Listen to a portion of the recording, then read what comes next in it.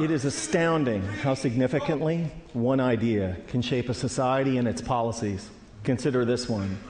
If taxes on the rich go up, job creation will go down. This idea is an article of faith for Republicans and seldom challenged by Democrats, and has indeed shaped much of the economic landscape. But sometimes the ideas that we are certain are true are dead wrong. Consider that for thousands of years, humans believed that the Earth was the center of the universe. It's not, and an astronomer who still believed that it was would do some pretty terrible astronomy.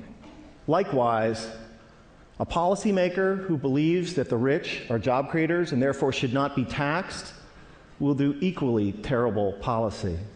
I have started or helped start dozens of companies and initially hired lots of people. But if there was no one around who could afford to buy what we had to sell, all those companies and all those jobs would have evaporated.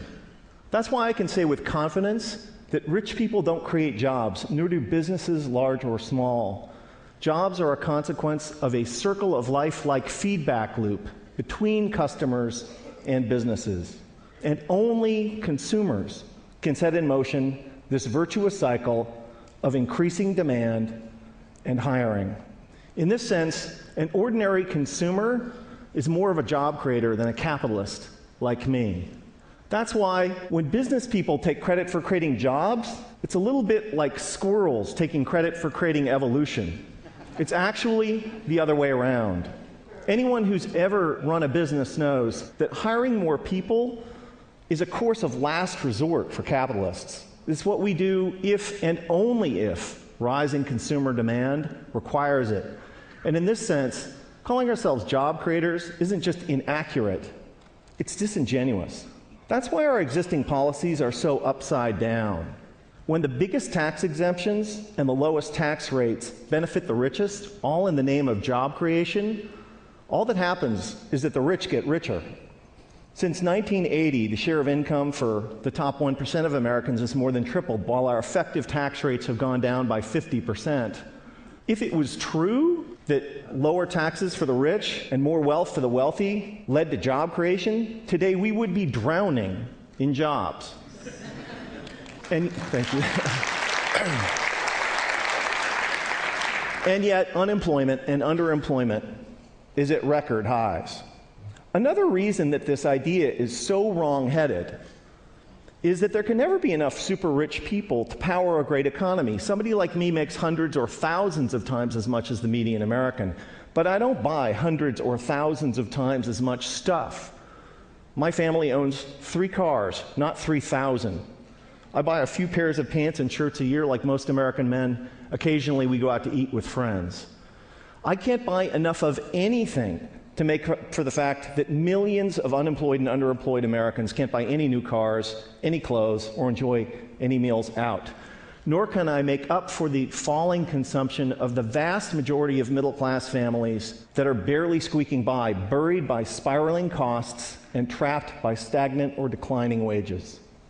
Here's an incredible fact, that if the typical American family still retained the same share of income that they did in 1970, they'd earn like $45,000 more a year. Imagine what our economy would be like if that were the case. Significant privileges have come to people like me, capitalists, for being perceived as job creators at the center of the economic universe, and the language and metaphors we use to defend the current economic and social arrangements is telling. It's a small jump from job creator to the creator. This language obviously this language was not chosen by accident. And it's only honest to admit that when somebody like me calls themselves a job creator, we're not just describing how the economy works, but more particularly, we're making a claim on status and privileges that we deserve. Speaking of special privileges, the extraordinary differential between the 15% tax rate that capitalists pay on carried interest, dividends, and capital gains, and the 35% top marginal rate on work that ordinary Americans pay, is kind of hard to justify without a touch of deification. We've had it backwards for the last 30 years. Rich people like me don't create jobs. Jobs are a consequence of an ecosystemic feedback loop between customers and businesses.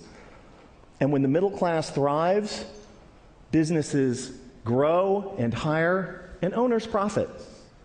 That's why taxing the rich to pay for investments that benefit all is such a fantastic deal for the middle class and the rich. So, ladies and gentlemen, here's an idea worth spreading.